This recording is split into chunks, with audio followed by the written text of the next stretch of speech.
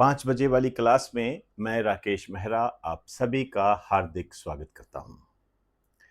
आज इस क्लास में मैं महत्वपूर्ण 3 बातें लेकर आया हूं, जिनका अलग-अलग दृष्टिकोण है। एक तो एक्ट के संबंध में है, जिसको आप योजना भी कह सकते हो। इसके अलावा एक निधन है, उस पर मैं आपसे बात करूंगा। और एक दिवस है।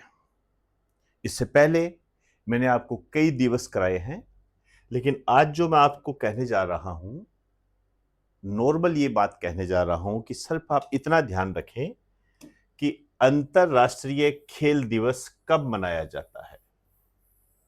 मैं यहां आपको कुछ भी नहीं कहने जा रहा कि इसकी थीम याद करो, पहली बार कब मनाया गया, कुछ भी नहीं। तो यहां आपको एक बात समझ लेनी चाहिए कि हर दिवस के पीछे जाने की आवश्यकता नहीं है। कई दिवस आपको सिर्फ नॉर्मल वे में याद रखने पड़ेंगे। तो अंतरराष्ट्रीय खेल दिवस मनाया जाता है 11 जून को। यहां आप इतना जरूर कर सकते हो, जैसे भारत जो है राष्ट्रीय खेल दिवस मनाता है, ये 29 अगस्त को मनाता है। 29 अगस्त को। ये एक अच्छा क्वेश्चन हो सकता है, लेकिन इसमें भी अंदर घुसने की आवश्यकता नहीं है। ज्यादा से ज्यादा आपको इतना ध्यान रख सकते हो कि जो हमारे हॉकी के प्लेयर होते थे, मेजर ध्यानचंद, उनके जन्मदिन की स्मृति में मनाया जाता है। हॉकी के प्लेयर मेजर ध्यानचंद के जन्मदिन की स्मृति में। बस इतना सा काफी है। ये एक तो ये बात है। दूसरा निधन के संबंध में है, और निधन के संबंध में क्या बात है कि डॉक्टर सुभाष कश्यप का निधन हो गया। डॉक्टर सुभाष कश्यप का निधन हो गया।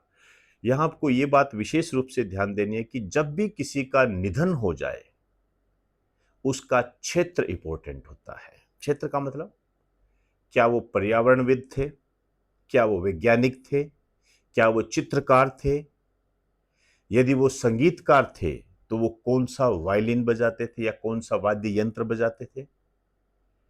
ये सब बातें पता होनी चाहिए। मुख्य रूप से ज्यादातर यही आता है कि इनका संबंध किस क्षेत्र से था। तो ये जो डॉक्टर सुभाष कश्यप है, ये संविधान विशेषज्ञ थे, कॉन्स्टिट्यूशन एक्सपर्ट थे। ये भारत के संविधान की व्याख्या करते थे ये, और इनका निधन हो गया। इन्होंने कई किताबें लिखी है। जो यूपीएससी की तैयारी करते हैं वो इनको फॉलो करते हैं, इनकी किताब को पढ़ते हैं।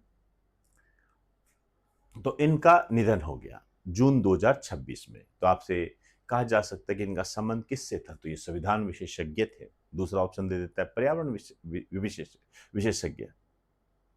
क्लियर। आइए अब मैं तीसरी बात पर आ रहा हूं। यह है VBG Ramji act.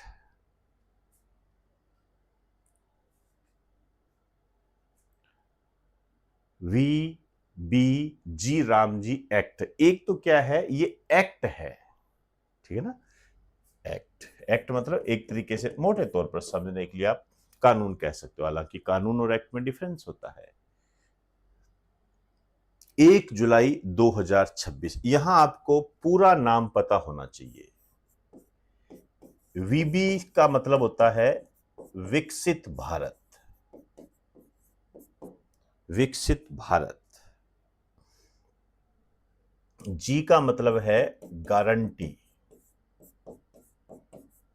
For, guarantee for. R का मतलब है रोजगार, एंड ए का मतलब आ गया आजीविका मिशन।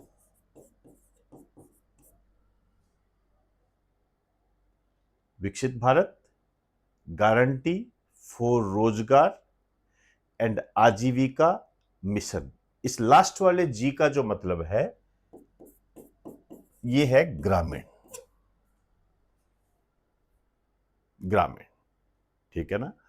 तो अब ये जो एक्ट लागू होगा वो 1 जुलाई 2026 से लागू होगा। यही काम की बात है आपके, लागू होगा। अभी नहीं, अभी तो जून चल रहा है।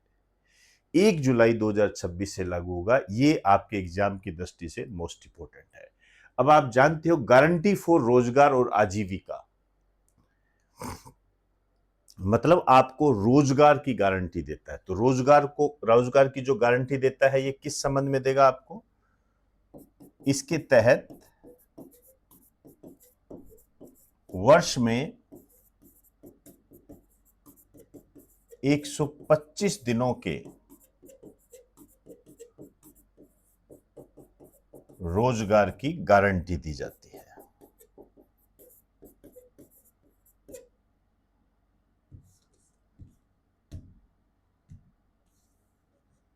गारंटी दी जाती है 125 दिन, मतलब एक साल में 125 दिनों के रोजगार की गारंटी देता है कम से कम।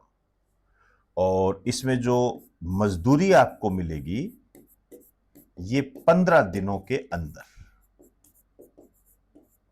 15 दिनों के अंदर आपको मजदूरी मिल जाएगी।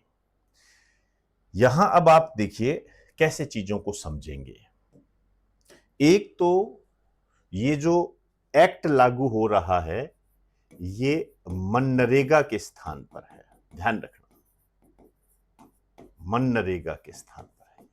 मनरेगा आप जानते हो 100 दिन के रोजगार की गारंटी देती थी। अब इसको क्या रिफॉर्म करके एक नए रूप में लाया गया है, वीबी जी राम जी, ठीक है ना। मनरेगा 2 फरवरी 2006 को ये लागू हुई थी। थोड़ा सा ध्यान रख लेना, पुरानी चीजें हैं ये लागू हुई थी 2 फरवरी 2006 को। MNREGA, Mahatma Gandhi national rural employment guarantee act, जब ये आई थी तब भी ये पूछा गया था कि इसका पूरा नाम क्या है। और इसका जो पूरा नाम है इसमें आपको ये ध्यान रखना है, ये एक्ट है और ये किस क्षेत्र के लिए लागू है? ग्रामीण क्षेत्र के लिए लागू है। तो रोजगार की गारंटी देने वाली एक योजना है जो कि एक्ट के रूप में है। एक्ट है तभी गारंटी है, ठीक है ना, मतलब पक्की गारंटी। कानून है क्या, वो वाली बात है ये। अब इसमें कौन कौन से काम करवाए जाएंगे? इसमें जल सुरक्षा, वाटर सिक्योरिटी से संबंधित काम करवाए जाएंगे। जैसे बरसात के दिनों में पानी जब व्यर्थ चला जाता है तो उसके लिए बारिश से पहले ही गड्ढे खोद दिए जाएंगे ताकि वहां पर बारिश का पानी संरक्षित रख सके। जो तालाब है, कुएं हैं जो दब गए हैं, उनकी साफ सफाई, उनको पुनर्जीवित करना, ये काम रहे। गांवों को आधारभूत ढांचा, गांव में कोई भी सड़कें बनाना गांव के अंदर, इसके अलावा पंचायत से संबंधित काम, और सबसे महत्वपूर्ण बात आपदा, डिजास्टर से संबंधित काम किए जाएंगे।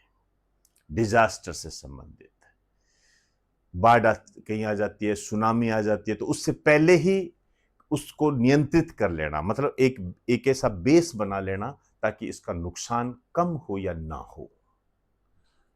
और इस तरीके से काम करना है कि रोजगार उपलब्ध हो सके। क्लियर? तो आज इतना ही, इजाजत चाहूंगा। नमस्कार आप सभी।